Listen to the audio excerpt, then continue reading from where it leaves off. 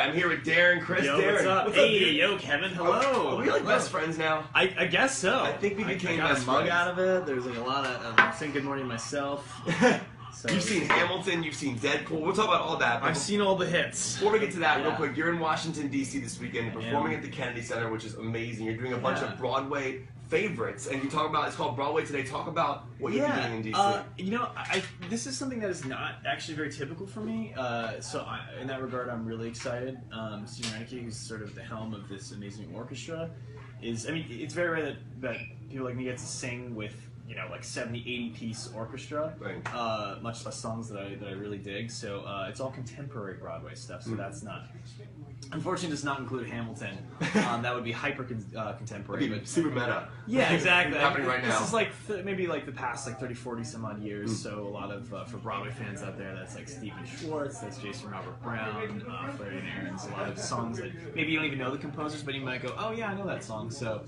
So I get to sing those, and actually, ideally, if you don't know the songs, it's even better because it's a great way to showcase them. And I don't typically sing this kind of music, so it's a first for me, and I'm really excited. It's definitely worth checking out to see how poorly I can screw up. Now, obviously, I'm laughing. You're going to do great. Obviously, you're amazing on Glee. And I want to ask you, playing that character over the episodes that you played him on Blaine, how did he change your life? What did you learn about yourself from him? Like, what new things did you find out about yourself? And also, like, what did he do for you? I didn't know that I could put my body in that tight clothing. I didn't know that I could deal with wearing a bow tie that long or wear pants that were that tight.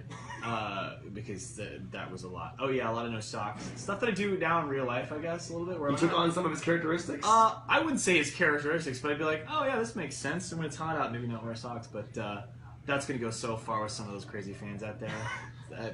That I just made a thing. I just started a thing. Explain to me the sock thing. Explain to me the... People would like send stuff to the Glee wardrobe office all the time, like up in arms about certain choices. So the fact that I endorsed one, oof, all hell's gonna break loose.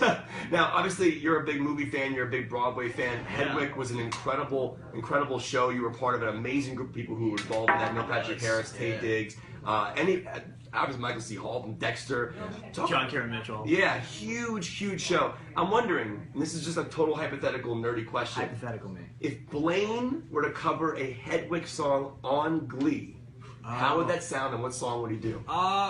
It'd probably sound like me because even though I'm not Blaine, unfortunately we do share the same voice. This is true. So I imagine it sounds somewhat like me. But I think he'd probably do something like Wicked Little Town, something really pretty, like a ballad like that. Except it's weird in the show because people ask me to sing those tunes. I'm singing with an accent as a character on stage, so I've never really sung them as me.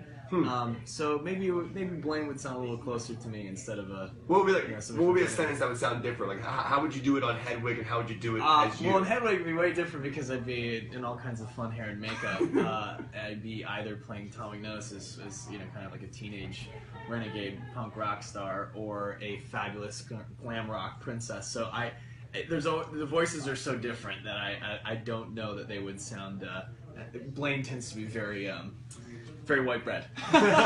He's awesome. Now, obviously, I was always wondering this because on stage in Kennedy Center, you're going to be singing live. On Broadway, you sing live. With Glee, it was recorded, I believe. Well, you would do it live. Well, just like any film musical, for the exception of maybe Les Mis, it's like everything's pre-recorded. So you sing it in the studio, and then just like a music video, you lip sync to it on the stage. But when you were on set in Glee, did you actually sing it live and they matched it, or did you actually have to lip sync? No, we lip sync. Well, you would sing live, so you see sort of the vein in your neck and the sweat on your brow. But I sang live a few times on the show. I did a version of Teenage Dream. I did a version of Against All Odds. I did Suddenly Seymour.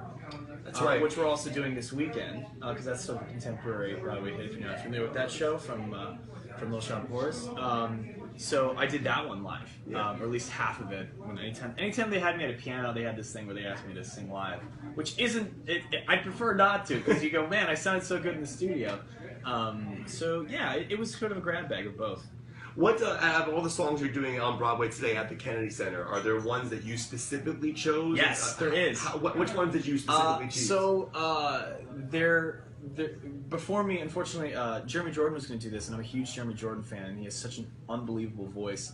that there were some songs where I was like, oh man, I can't sing as well as Jeremy, so I'm gonna have to switch some songs that might fit my wheelhouse a bit better. And there's a song from a show called Man of No Importance, from an off-Broadway show by Flaring Aaron's. They wrote Ragtime, Musical, Anastasia, the music for Anastasia, which is a lot of kick-ass music.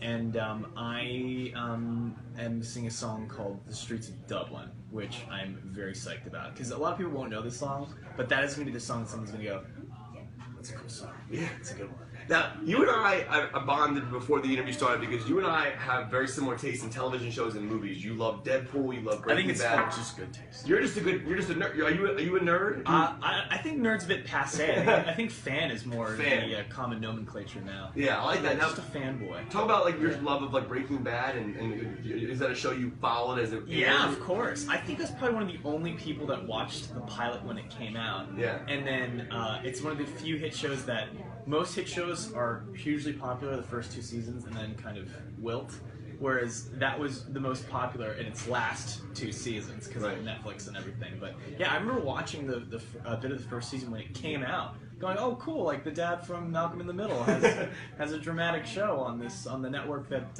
Mad Men is on." Yeah, so I was a huge Breaking Bad fan. It's one of the greatest shows ever. When you walk down the street, I mean, you obviously Glee was a big deal for you, but what do people shout at you? Like, do they sing? Get out of the way! Trying to get to work. No, people always assume that Glee's kind of ran its course, so I never.